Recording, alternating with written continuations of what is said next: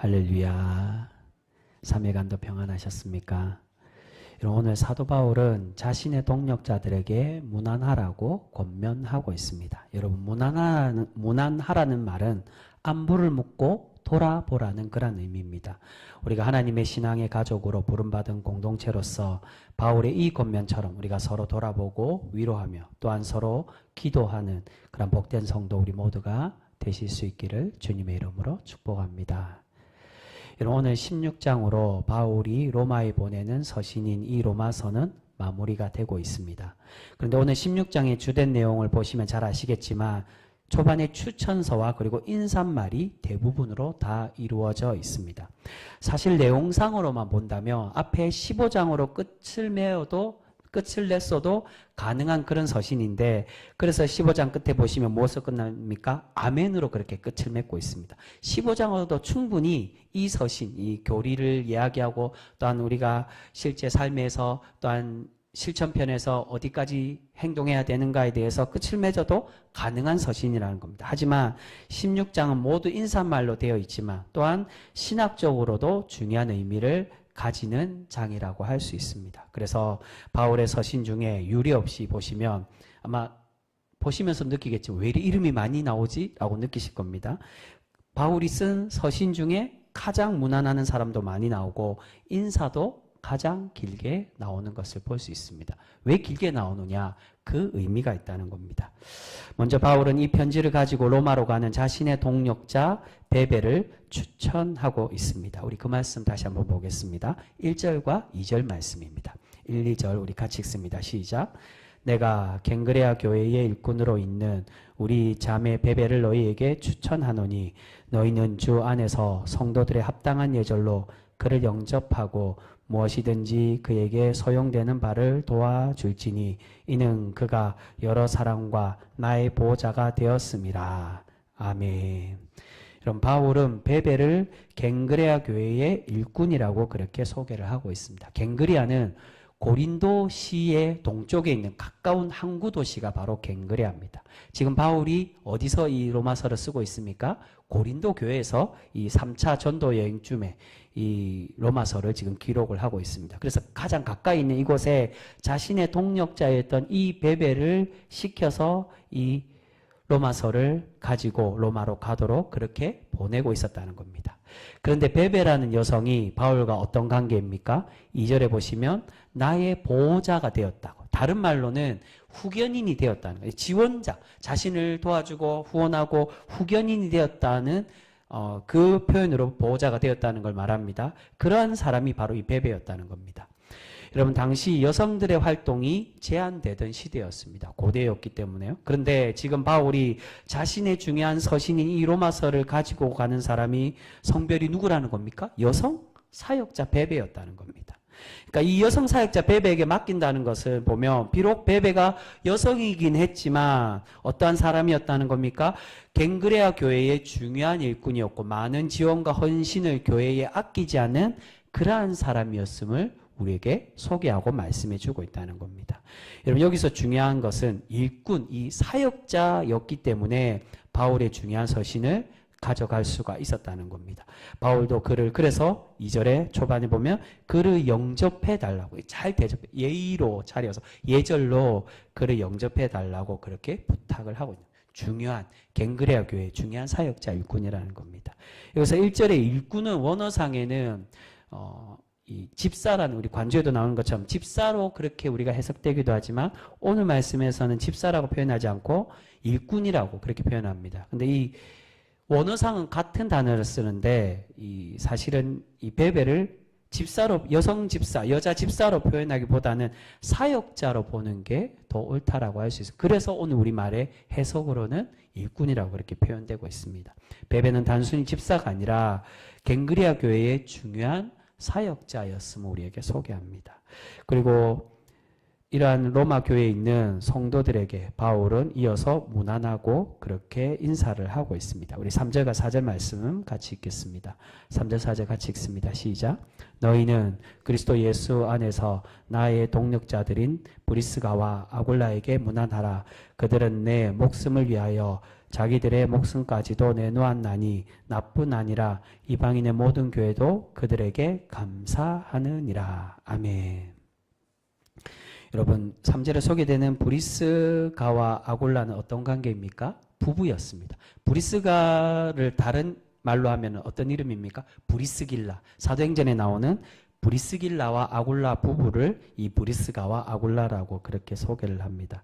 이 브리스길라와 아굴라 부부로서 바울과 고린도에서 만난 이 동역자를 의미하고 있습니다.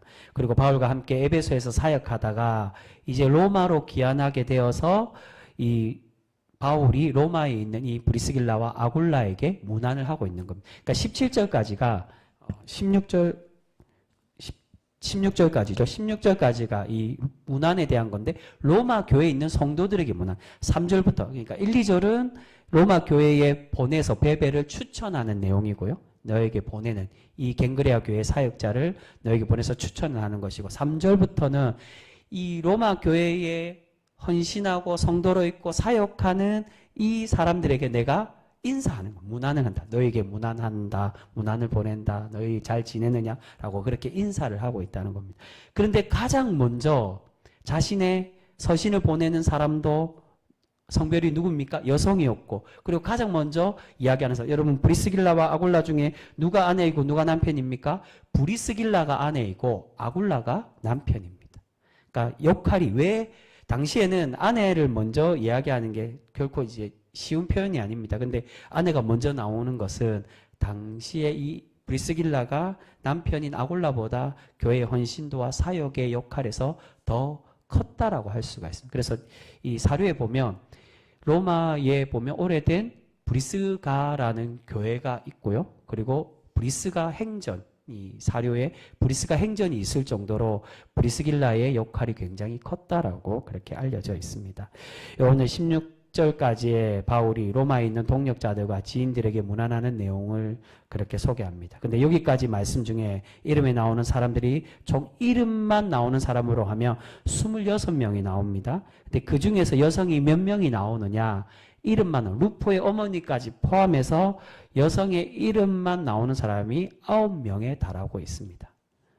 그리고 이들 중에 여성과 남성으로 나눴을 뿐만이 아니라 유대인과 이방인도 있고요. 그리고 심지어 노예도 포함하고 있음을 우리에게 말씀하고 있습니다. 우리 그 말씀 한번 보겠습니다. 10절과 11절 말씀입니다. 10절, 11절. 10절, 11절 우리 같이 읽겠습니다. 시작. 그리스도 안에서 인정함을 받은 아벨레에게 문안하라. 아리스토블로의 권속에게 문안하라. 내 친척 헤로디온에게 문안하라. 나기수의 가족 중 주 안에 있는 자들에게 문안하라. 아멘. 여러분 10절 후반에 아리스토블로의 권속에게, 권속이라는 건 가족을 의미합니다. 근데 여기서 가족은 그냥 내 식솔들을 말하는 게 아니라 노예를 포함한 가족을 말합니다. 11절에 이 가족도 마찬가지입니다. 이전 개혁 버전에는 가족이라고 되어 있지 않고 여기도 권속이라고 표현되어 있었습니다. 나기수의 가족 중 주 안에 있는 자들에게 문안. 그러니까 나기수의 그 주인이 믿었거나 그 가족이 다 믿은 게 아니라 그 가족 중에 있는 믿는 자들에게, 노예 사람들이 믿었다는 겁니다. 그러니까 이 로마 교회는 다양한 계층의 사람들이 교회에 나와서 신앙생활하고 주님을 믿고 고백하며 은혜로 구원을 받고 있었다는 겁니다. 그들 중에 유대인도 있고요. 그러니까 아굴라는 유대인이었지만 노예 계층이었다라고 그렇게 보통 추정을 하고요. 브리스길라는 누구냐? 로마의 시민권자. 그래서 돌아올 수 있었다라고 얘기합니다.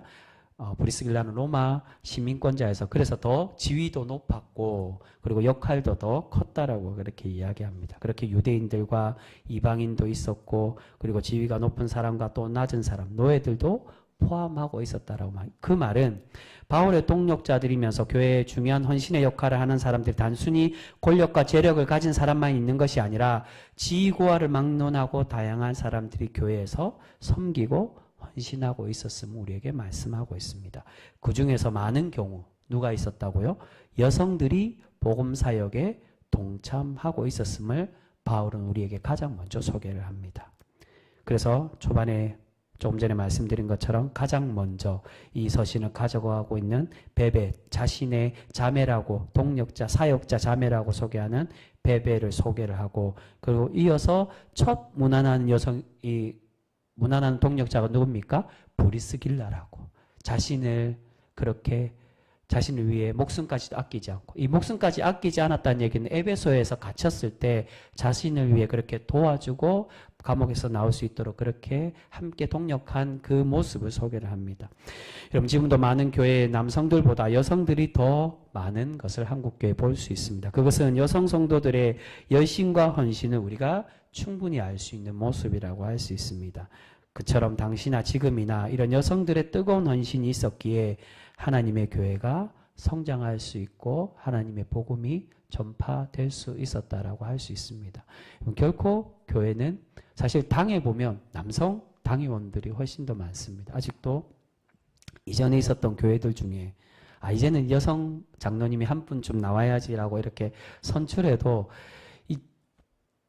여성들이 더 많은데도 여성 장로님들이 잘 안 나오시더라고요. 이게 사실은 여성 이 성도들이 더 역할을 더 많이 하고 헌신도 많이 하고 가장 낮은 곳에서 가장 어려운 곳에서도 헌신하고 그렇게 사역을 하는데도 사실 잘 그렇게 쉽지가 않은 것 같습니다. 그러나 중요한 것은 당시의 교회나 이 고대의 교회, 초대교회나 지금의 현대교회도 여성 헌신자들, 여성 성도, 여성 사역자들이 없으면 결코 교회가 돌아가지 않고 교회가 세워지지 않음을 바울은 이때부터 우리에게 말씀하고 있습니다.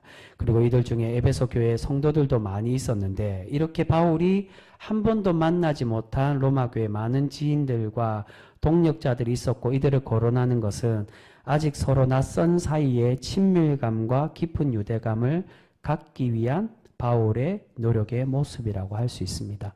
오늘 이 끝맺음의 인사말에 중요한 단어가 나오고 있습니다. 어떤 단어일까요? 그것은 바로 이 로마에 있는 이 동력자들을 소개하면서 계속 반복하고 있는 단어가 있습니다. 어떤 단어를 반복하면 이름 이후에 무엇을 하고 있습니까? 바울이 무난하고 있다는 겁니다. 무난한다는 말은 앞에서 초반에 말씀드린 것처럼 서로의 안부를 묻고 사정을 돌아보는 것을 의미합니다. 앞에서 계속 바울은 믿음이 강한 자와 약한 자가 서로 앞에 15장에 품고 하나 되라고 권면합니다. 그리고 한 마음과 한 입으로 하나 되어서 하나님의 사역에 동참하기를 그렇게 권하고 있습니다. 여러분, 하나님의 사역은 결코 혼자 할 수 있는 것이 아니에요. 그래서 이 마지막에 이 긴 시간 동안 긴 내용으로 무난하고 권면하고 그들에게 안부를 전하고 있는 거예요. 비록 힘이 약한 여성이든지 아니면 많이 가진 사람이든지 또는 그와 반대로 가진 것이 없는 지위가 낮은 노예 계층도 마찬가지입니다. 교회는 다양한 사람들이 다양한 분야에서 역할을 할 때 교회가 바르게 세워지고 하나님이 기뻐하시는 성숙한 교회가 되어질 수 있게 된다는 것입니다. 그래서 바울은 이들을 서로가 내도 무난하고 서로가 무난하라라고 말씀합니다. 나중에 후반 17절부터 보시면 이 이단을 이기는 것에 대한 이야기를 합니다. 무난한 이유에 이걸 이야기합니다. 그 말은 서로가 이단에 빠지지 않도록 서로를 돌봐주고 서로를 돌아보며 무난하며 서로를 위로하며 살아가라고 이렇게 말씀합니다. 이것은 후반에 나오는 바울의 동력자 소개에도 마찬가지라고 할 수 있습니다. 우리 23절 말씀, 우리 오늘 본문은 아니지만 23절 말씀 후반부에 보시면 21절부터는 이 로마 교회의 이 동력자가 아니라 지금 현재 자신의 편지 쓰는 옆에 있는 같이 고린도 교회에 있는 동력자들이 이 사람들이 당신들에게도 무난한다. 이제 그 내용을 하고 있는 겁니다. 그 중에서 가장 마지막 동력자를 소개한 23절 말씀입니다. 우리 같이 읽겠습니다. 시작. 나와 온 교회를 돌보아주는 가이오도 너희에게 무난하고 이 성의 재무관 에라스도와 함께 고아도도 너희에게 무난하느니라. 아멘. 여러분, 교회를 돌보는 가이오는 교회에 돌본다는 건 지도자를 의미하고 있습니다. 그리고 재무관 에라스도는 고린도시에 있는 그 이제 공무원입니다. 그래서 재무관이라고 재정을 담당하는 공무원을 의미합니다. 그러니까 굉장히 중요한 역할을 하고 있는 공무원이에요. 실제 성지순례를 가면 그 기념비가 세워져 있는데 이 에라스도 이름이 있다라고 합니다. 그 길을 닦는데 지원을 하고 그 길을 닦는데 역할을 하고 했던 한 1000년 가까이 전에 그 길과 또한 이 로마시를 세우는데 역할을 한 사람의 이름에 이 에라스도의 이름을 넣은 비석이 아직도 있다라고 그렇게 이야기를 합니다.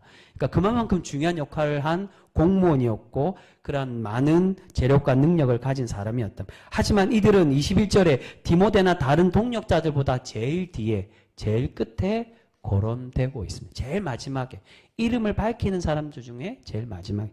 그 말은 교회 역할과 중요도는 꼭 많은 물질과 후원으로만 세워지는 것이 아님을 우리에게 말씀합니다. 바울은 지금 교회의 헌신도 하나님의 교회와 공동체를 위해 얼마나 열심히 동참하고 헌신하는지를 중요하게 여기고 그것을 우리에게 말씀해 주고 있습니다. 브리스길라와 아굴라는 많이 자기와 함께 생사고락을 같이 하고 많은 후원도 했지만 그것만이 다가 아니라 정말 하나님의 복음과 사역에 자신과 함께 동참하여 역할을 다한 사람. 그래서 이 말씀에 보면 같이 갇힌 사람에 대한 이야기도 나오고요. 지위가 낮고 높은 사람만 이야기하는 게 비록 종일지라도 이야기하고 자신과 함께 동력한 그 모든 이들을 거론하며 무난하고 서로를 위로하고 돌보기를 우리에게 말씀하고 있습니다. 사랑하는 성도 여러분, 오늘 로마의 동력자들에게 안부를 묻고 자신의 동력자의 인사를 보내는 것은 단순한 인사말이 결코 아닙니다. 이 인사들 속에 서로를 걱정하고 함께 동력하고 하나님의 사역에 동참하기를 독려하고 위로의 말씀을 전하고 있다는 것입니다. 그래서 17절과 18절에 서로를 돌아보아 무난하여서 거짓 교훈자들, 이단자들을 이기라고 그렇게 권면을 하고 있는 것입니다. 그냥 이길 수 있는 게 아니라 내가 너희에게 무난하고 안부를 묻고 서로를 돌아보는 것처럼 너희도 서로 그 교회 안에서 돌아보고 안부를 물으며 위로하여 이겨나가라고 말씀합니다. 오늘 바울은 1장에서 이 편지를 쓰는 목적을 끝에 다시 거론하면서 이 서신을 마무리하고 있습니다. 우리 마지막으로 그 말씀 우리 같이 읽었으면 좋겠는데요. 26절 말씀입니다.